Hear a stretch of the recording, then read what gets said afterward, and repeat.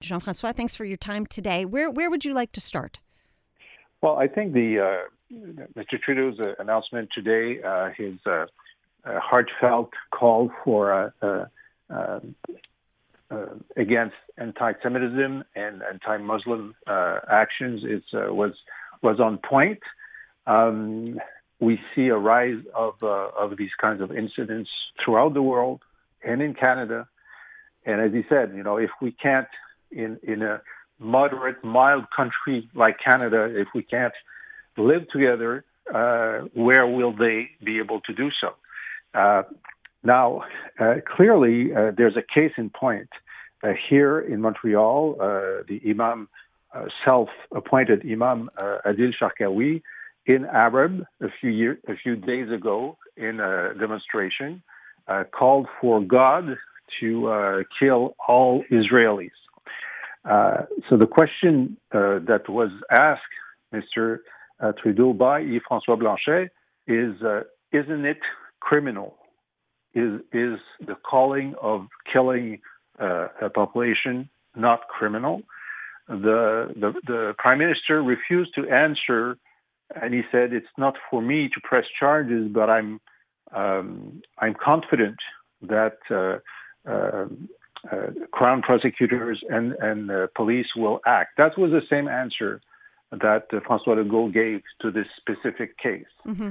And it's interesting because there's no question that even invoking God to ask him to kill a population should not be an excuse for calling for violence. Mm-hmm. But there's a quirk to that, because in Canadian law, in the Canadian Criminal Code, such pronouncements are criminal, and you can be in jail for 2 years unless it is given in a religious setting or based on religious texts. So hateful speech and call for murder are allowed if it's religious speech. Wow. Secular organizations have been asking for years for this section of the Criminal Code to be expunged, but to no avail so far.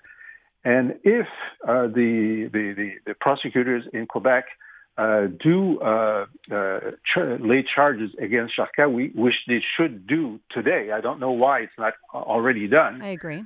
It will be tested. Was the fact that it was not in a mosque but on the street takes away the defense? Is the fact that he called on Allah to do the murdering and did not ask for persons to do the murdering, is that okay? So there's a jurisprudence to be made here. But I think we should test it, and if we fail, we should change the criminal code. I also feel like we need more from Legault and Trudeau. We need, and I know it was a passionate statement that Trudeau made today, but I still feel like Canadians are expecting and needing more. He called for political leaders to be heard. That's okay. Mm-hmm. He should have called religious leaders to be heard. I'd like to hear, rabbis asking for calm and respect. But especially, I'd like to hear imams call most of the imams in Canada are moderate and peace-loving.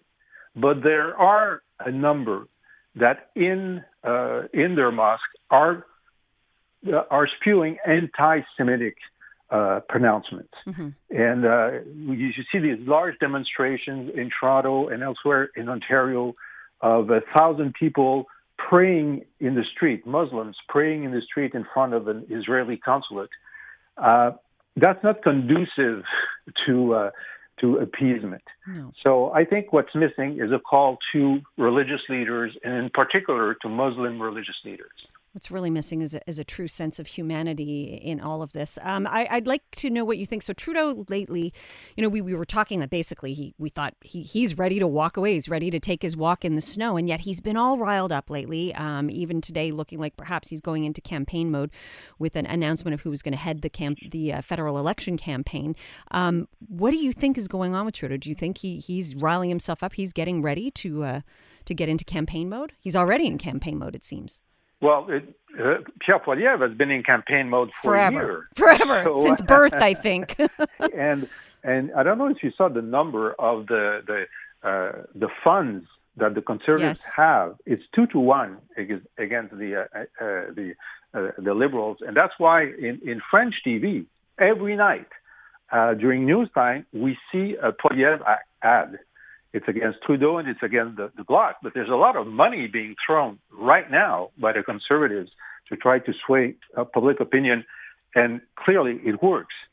So the Liberals have just started replying just maybe a month ago to Poilievre's attacks, but as for Trudeau, you have to know something personal about him.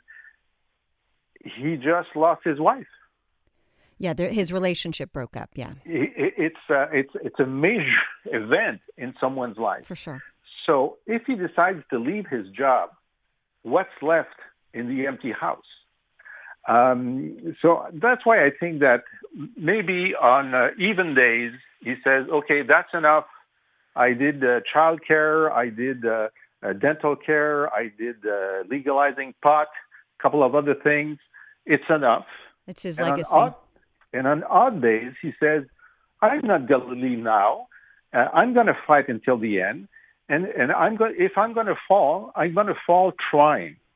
So there's no telling at what point he might decide to leave.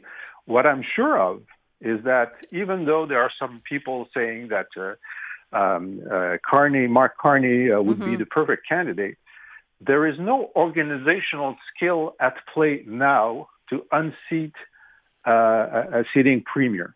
When the Martin crowd tried to push Chrétien out, there were a number of people in that endeavor, and it was very difficult to do. Sure.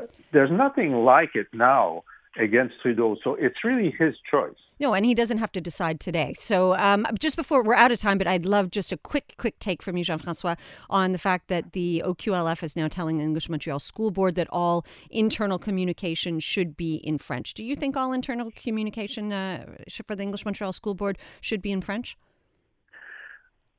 That's a good question.